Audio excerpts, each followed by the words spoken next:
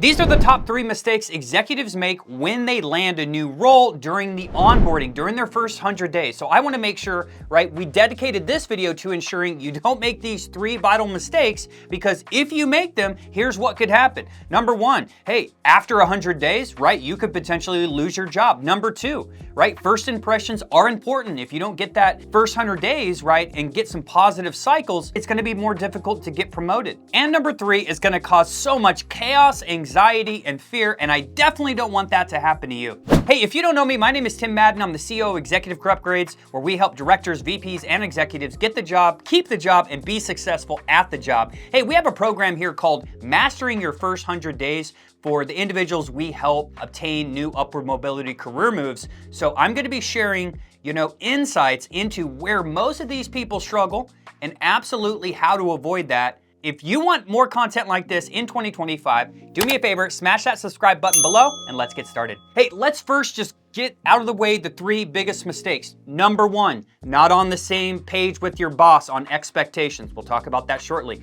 Number 2, same thing, but with the team you lead, right? Unclear expectations, unclear standards. And number 3, making changes too quickly.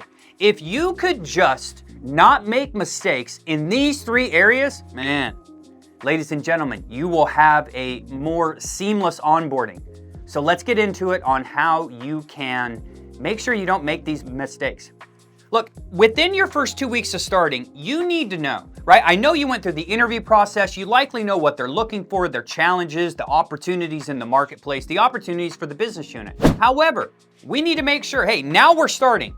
Priorities change all the time, so we want to make sure we're on the same page with our boss. So how can we do that? When we meet with him or her, we need to say, how do I know after, say, the first 90 or 100 days that I've done a good job enough, that I've been an effective leader? Your boss should have somewhat priorities for you. He should say, well, Tim, if you did this and did that and did this, hey, I would consider that, doing a great job. Likely during this time, you're gonna have to ask clarifying questions, because when you ask most CEOs or, VPs, hey, what do I need to do to be effective? They're gonna say very bland things like, hey, just make sure the team's producing.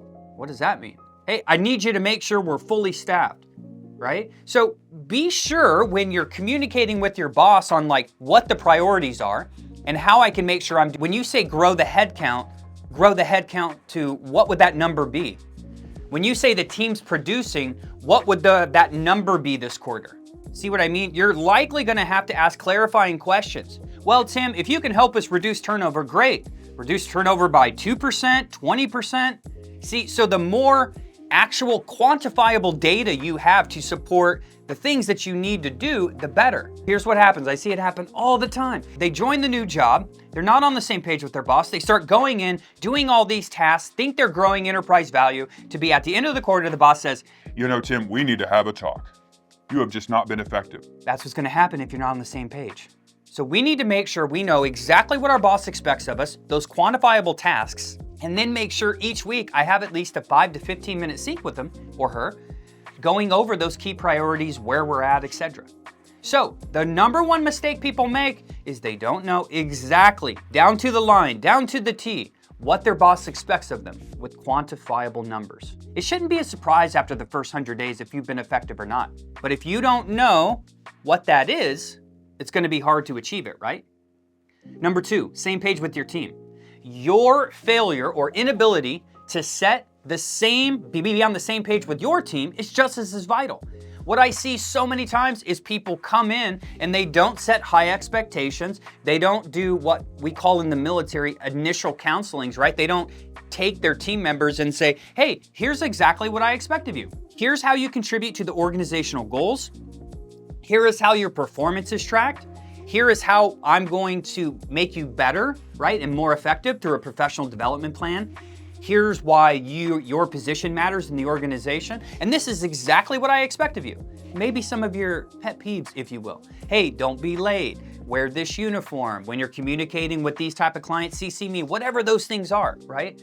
But leaders don't do this. He should have known better. She should have known better. No, you should have told them your expectations. Imagine not being told expectations and then falling short. How frustrating would that be?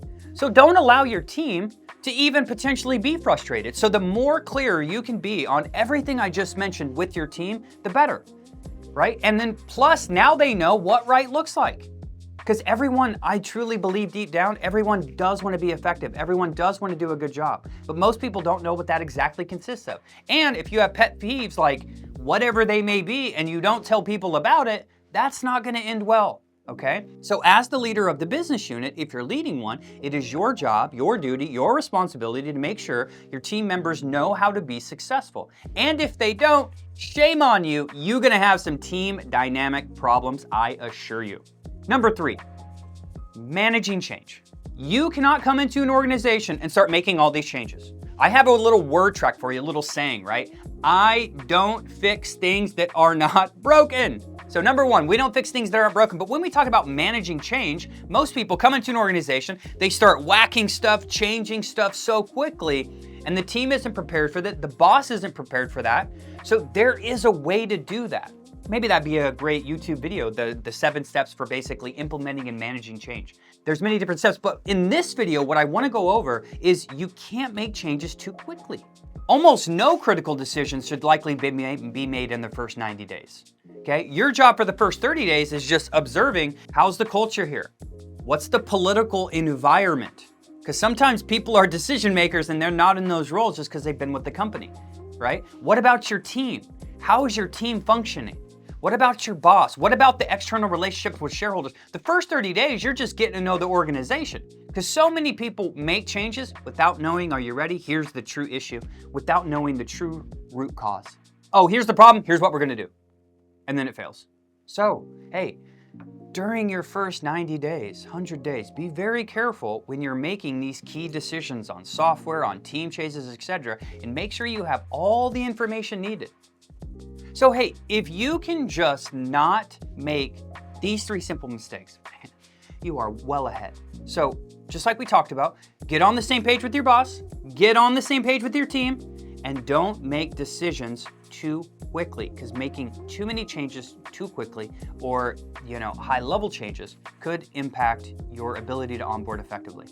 Hey, if you want to know how to onboard effectively, become a better leader, and get the job and money you deserve, hey, smash that subscribe button below, and I'll see you soon.